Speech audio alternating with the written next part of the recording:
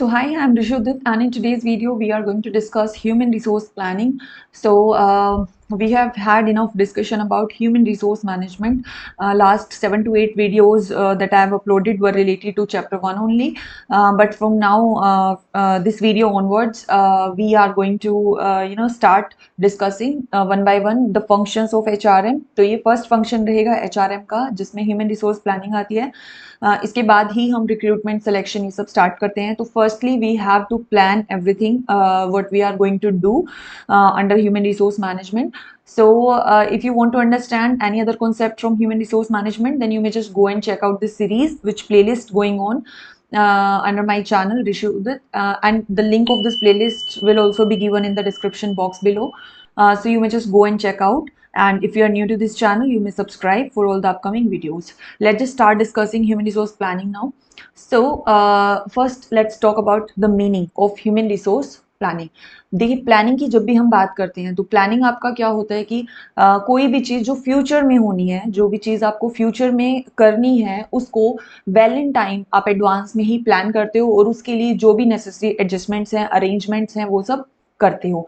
जैसे अगर मैं बेसिक एग्जांपल्स की बात करूँ, सपोज आपके घर में कोई मैरिज आपने करनी है, ठीक है, आपके एल्डर ब्रदर सिस्टर किसी की भी मैरिज होनी है घर में, तो उसके लिए आपको वेल प्लान अगर करें, उसके लिए प्लानिंग क्या होगी? उसके लिए प्लानिंग ये होगी ना कि अगर वो शॉपिंग के एस्पेक्ट में है तो आप ये डिसाइड करेंगे कि क्या क्या चीज़ें आपको रिक्वायर्ड रहेंगी, किस किस चीज़ की शॉपिंग करनी है, और फिर ये तो होगी आपकी डिमांड की क्या क्या चीज़ें आपको चाहिए होंगी, और दूसरी सप्लाई की होगी कि आपने वो सब चीज़ें कहाँ कहाँ से खरीदना है, ये आपको दिल्ली से खरीदना है, या आपको बॉम्बे से खरीदना है, या आपको यहाँ से, इस तरीके से ये आपके मीन्स रहेंगे फॉर गेटिंग दीज थिंग्स. ठीक है.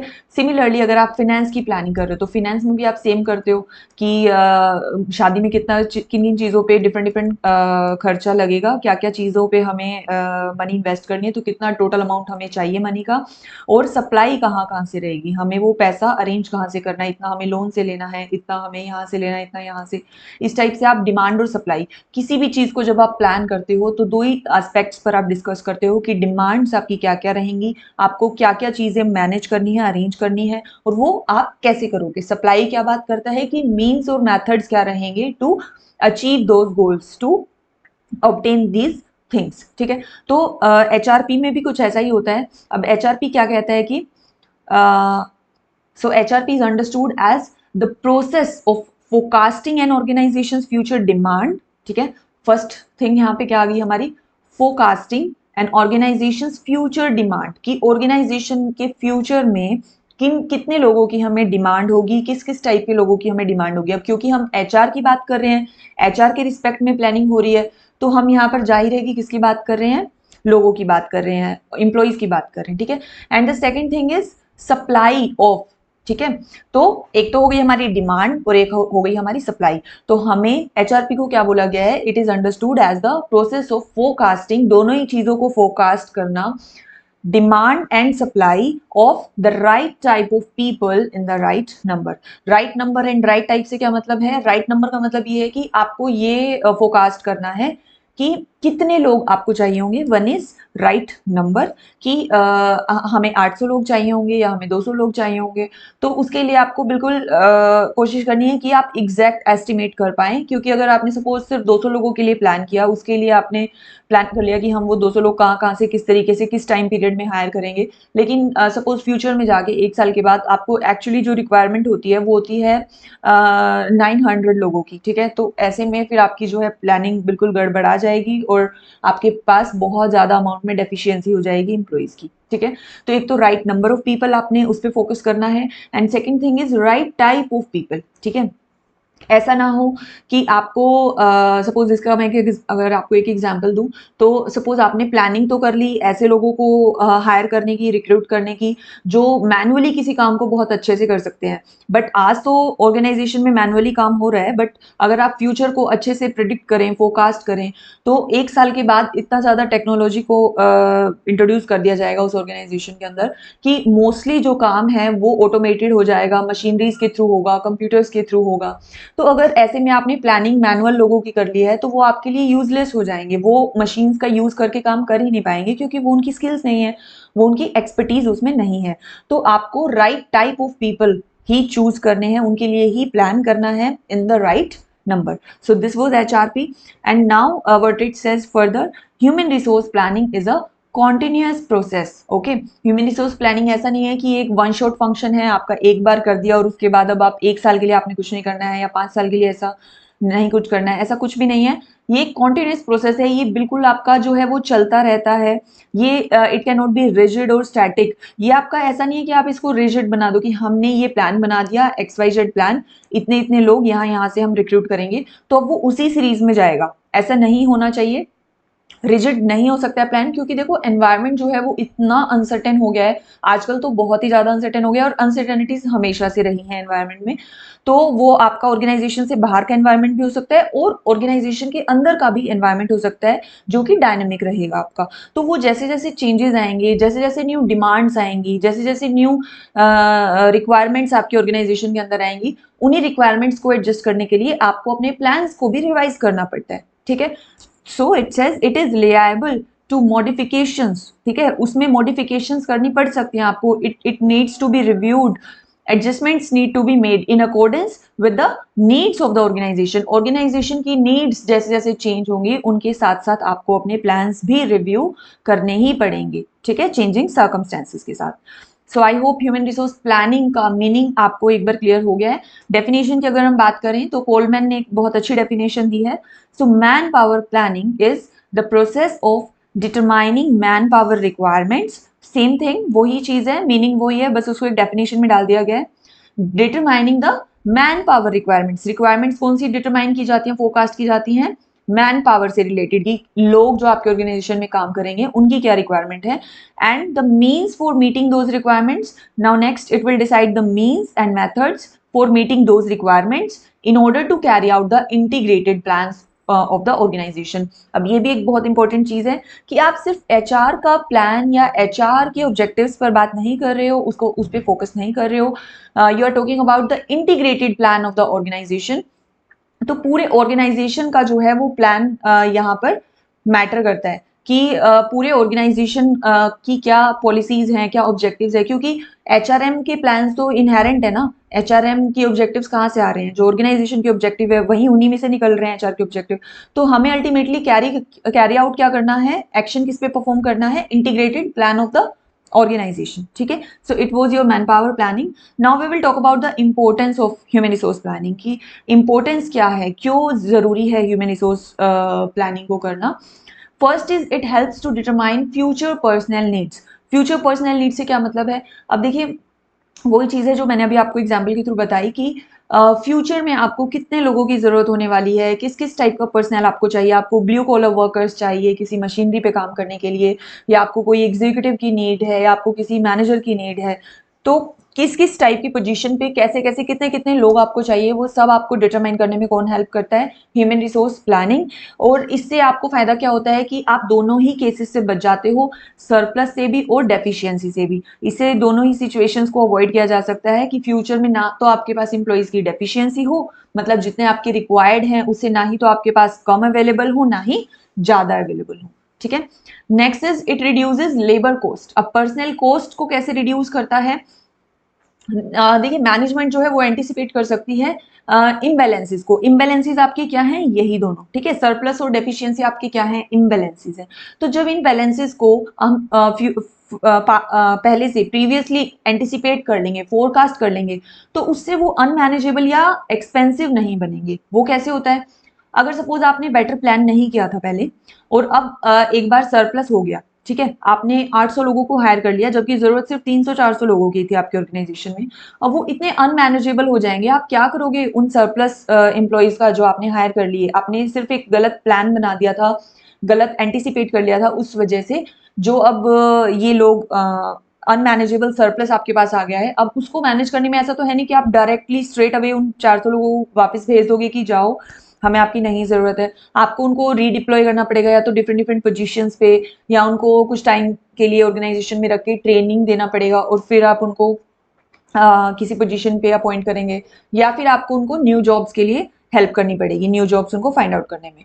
तो इसी तरीके से ये चीजें आपके लिए काफी एक्सपेंसिव पड़ जाती है। इसी तरीके से अगर डेफिशिएंसी का केस आ जाता है, ठीक है, डेफिशिएंसी का इम्बैलेंस हो जाता है, तो उस केस में सपोज आपने 200 ही लोगों को हायर किया था और जरूरत पड़ गई 500-600 लोगों की, तो ऐसे में एकदम से इतने ज्यादा और लोगों को हायर करना वो आपके लिए काफी एक्सपेंसिव पड़ सकता है। तो एक्सपेंसिव और अनमैनेजेबल सिचुएशंस को हम अवॉइड कर सकते हैं through human resource planning. So in this way it reduces labour cost as well. Okay, next is more time is provided to locate the talent. Obviously अगर आपको एक महीने पहले पता लग रहा है कि हमें 50 लोगों को हायर करना है, तो आप जिस तरीके से उनको ढूंढेंगे, और एक अगर आपको 6 महीने पहले पता लग रहा है कि आपको उन 50 लोगों को हायर करना है, तो आपका ढूंढने का तरीका क्या रहेगा, वो बिल्कुल डिफरेंट होगा। तो अगर आपको बेस्ट से बेस्ट टैलेंट को लोकेट करना है, उसको लेकर के आना है, ढूंढना है मार्केट से, तो उसके लिए जितना ज्यादा टाइम आपके पास अवेलेबल होगा, उतने ही ज्यादा रिसोर्सेज को आप एक्सेस कर पाओगे, उतने ही ज्यादा स्क्रीनिंग कर पाओगे, उतने ही ज्यादा पूल को इकट्ठा कर पाओगे। ठीक है, तो more time you get when you do human resource planning to locate the talent. Next is optimum use of workers skill. अब ये तो हम अभी तक हमने बात की थी ऊपर के 4 पॉइंट्स में आउटर सोर्सेज की, ऑर्गेनाइजेशन से बाहर से हम कैसे ह्यूमन रिसोर्सेज को अपने ऑर्गेनाइजेशन में लेकर के आ सकते हैं। अब बात हो रही है जो ऑलरेडी वर्किंग पर्सनल है, जो ऑलरेडी वर्किंग है एम्प्लॉइज आपके ऑर्गेनाइजेशन के अंदर, उनकी स्किल्स का भी ऑप्टिमम यूज किया जा सकता है through human resource planning. How? अब देखिए, जो लोग आपके ऑर्गेनाइजेशन में काम कर रहे हैं, जरूरी नहीं है कि जितना वो काम कर रहे हैं, जिस पोस्ट पर उनको रखा गया है, उनका पोटेंशियल वहीं तक है। हो सकता है कि उनके पास इतनी एडिशनल स्किल्स हो, या वो इतना पोटेंशियल रखते हो कि अगर उनको थोड़ी बहुत ट्रेनिंग दे दी जाए या उनको थोड़ा बहुत सिखा दिया जाए आगे काम, तो वो बहुत बड़ी बड़ी पोजीशंस को होल्ड कर सकते हैं इन द सेम ऑर्गेनाइजेशन। तो ह्यूमन रिसोर्स प्लानिंग में और क्या भी किया जाता है कि हम पहले अपने इंटरनल एम्प्लॉइज को भी चेक करते हैं। इंटरनल एम्प्लॉइज की भी स्किल्स को देखा जाता है कि उनमें क्या ट्रेनिंग की नीड्स है, और कैसे हम फर्दर बड़ी पोजीशंस को उन्हीं से ही फिल कर सकते हैं, rather than calling out the other people from outside the organisation. ठीक है, तो वर्कर्स की भी स्किल का ऑप्टिमम यूज किया जाता है through human resource planning. Next is HRP as an inherent part of strategic planning. अब ये बहुत इंपॉर्टेंट पॉइंट है। तो जो भी स्ट्रैटेजिक प्लानिंग होती है, स्ट्रैटेजिक प्लानिंग क्या है, जो टॉप मैनेजमेंट कर रही है, पूरे आपके जो बिजनेस की स्ट्रैटेजी प्लान की जा रही है कि आपका पूरा ऑर्गेनाइजेशन कैसे रन करेगा, उसकी स्ट्रैटेजीज क्या क्या रहेंगी। तो अब ये क्या कहते हैं कि अगर आप वो बड़े लेवल पे टॉप मैनेजमेंट बैठ के बिजनेस की स्ट्रैटेजीज को प्लान कर रही है, तो ह्यूमन रिसोर्स प्लानिंग उसका इतना इंपॉर्टेंट पार्ट है कि वो अपने आप वहां पर आ जाता है। आप स्ट्रैटेजी प्लान तभी कर पाएंगे जब ह्यूमन रिसोर्स प्लानिंग वहां पर होगा। ठीक है, it is the most important part of strategic planning. Now you will say how. तो वो टू मोस्ट इंपॉर्टेंटली 2 फेजेस में होता है। वन फेज इज जब फॉर्मुलेट कर रहे हो आप उन स्ट्रेटेजीज को, ठीक है, जब आप फॉर्मुलेट कर रहे हो, तो सपोज कोई टॉप मैनेजमेंट जो फॉर्मुलेट कर रहा है स्ट्रेटेजीज को, उसको सबसे पहले तो कोई भी स्ट्रेटेजी, सपोज मर्जर करना है, एक्वायर करना है किसी फॉर्म को, उसके लिए सबसे पहले वो डेटा लेगा ह्यूमन रिसोर्स मैनेजर से, ह्यूमन रिसोर्स प्लानिंग के बारे में, कि क्या उस मर्जर के लिए या किसी भी स्ट्रैटेजी के लिए जो ह्यूमन रिसोर्स रिक्वायर्ड होगा, क्या हमें वो इम्प्लॉइज इजीली अवेलेबल होंगे, क्या हमें वो मार्केट में मिल जाएंगे। अगर मेरा ग्लोबलाइज्ड वे में एक्सपैंड करने का स्ट्रैटेजी है, अगर मैं ग्लोबली एक्सपैंड करना चाहती हूँ अपना बिजनेस, तो मैं HR मैनेजर से पूछूंगी कि क्या ग्लोबली मुझे फिनेंस हेड, मार्केटिंग हेड, ये सब मिल जाएंगे, अवेलेबल होंगे मेरे लिए, जो मेरे कल्चर के साथ अडेप्ट कर सके और मेरे बिजनेस को ग्लोबली सक्सेसफुल बना सके। तो इस टाइप से one is when you formulate the strategies, तब आप HRP करते हैं। दूसरा, जब एक बार आप स्ट्रेटेजी बना लेते हैं, ठीक है, जब CEO या CSO, जो भी स्ट्रेटेजी बनाने वाले टॉप मैनेजमेंट में है लोग आपके यहाँ, तो वो जब एक बार स्ट्रेटेजी बना लेते हैं, उसके बाद HRP कैसे अपना रोल प्ले करता है to implement those strategies, to implement those policies. कि कोई भी मान लो मर्जर की स्ट्रैटेजी एक बार फाइनल कर ली, कोई भी एक्विजिशन की या ग्लोबलाइजेशन की कोई भी स्ट्रैटेजी एक बार फाइनल अगर कर ली, तो उसके बाद अब उसे एग्जीक्यूट कैसे करना है, उसको इम्प्लीमेंट कैसे करना है, वो अब फर्दर कौन बताएगा, कौन करेगा, ह्यूमन रिसोर्स प्लानिंग। क्योंकि वो ही उन चीजों को इजी करेगा कि कैसे हमें ग्लोबली अगर हम एक्सपैंड कर रहे हैं, तो कैसे हम लोगों को लेकर के आएंगे, कैसे उनको हायर करेंगे, कैसे कंपेंसेशन पॉलिसीज को रखा जाएगा। ठीक है, इस टाइप के छोटे छोटे जो डिसीजंस हैं, वो सब स्ट्रैटेजी को इंप्लीमेंट कौन करेगा, through human resource manager, through human resource planning. Okay, तो इंप्लीमेंटेशन और फॉर्मुलेशन इन 2 फेजेस में ये काम होता है।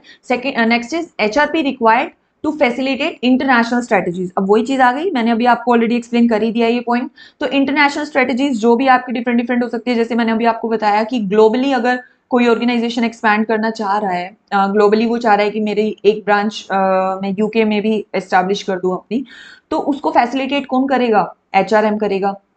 कैसे करेगा?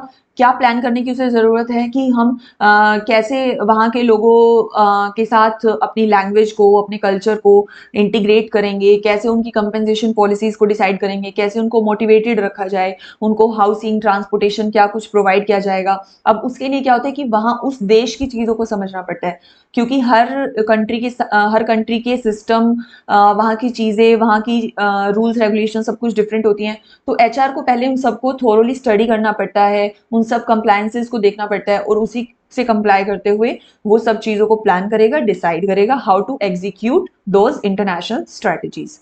Now last is it helps to ascertain training needs. Training needs कैसे पता चलती हैं हमें? ह्यूमन रिसोर्स प्लानिंग अगर आप करेंगे तो चाहे आपके न्यू एम्प्लॉइज हैं जो ऑर्गेनाइजेशन को जस्ट ज्वाइन कर रहे हैं अभी, या फिर आपके ओल्ड एम्प्लॉइज हैं जो ऑलरेडी वर्किंग थे आपकी ऑर्गेनाइजेशन में, उन सब पे हमें क्या कुछ ट्रेनिंग प्रोवाइड करनी है, कितनी ट्रेनिंग प्रोवाइड करनी है, जिससे कि उनको और बेटर बनाया जा सके, डेवलप या ग्रो किया जा सके। तो वो सब ट्रेनिंग नीड्स हमें ह्यूमन रिसोर्स प्लानिंग के थ्रू पता लगती हैं। So this was all about the importance of human resource planning. I really hope आप इस कॉन्सेप्ट को समझ गए होंगे कि ह्यूमन रिसोर्स प्लानिंग आपका क्या होता है। Now in the next video we will talk about the factors affecting human resource planning. क्या क्या फैक्टर्स हैं जो अफेक्ट करेंगे हमारी ह्यूमन रिसोर्स प्लानिंग को, and then we will proceed with process, and there are going to be 7 to 8 videos on this single topic, human resource planning. So just stay tuned to the end to this series, human resource management, and thank you for watching. Please like, share and subscribe.